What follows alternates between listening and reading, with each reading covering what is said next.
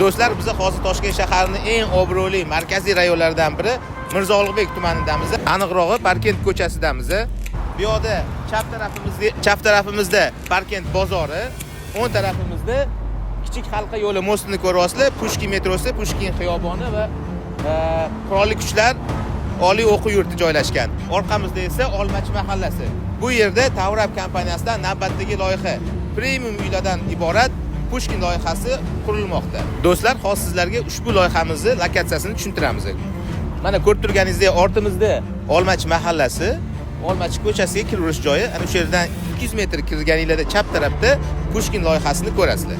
Mana do'stlar, biz hozir Parkent ko'chasidan kirib keldik. 200 metrcha kirganingizda mana chap tarafimizda Tavrab kompaniyasidan Pushkin loyihasini ko'rishingiz mumkin.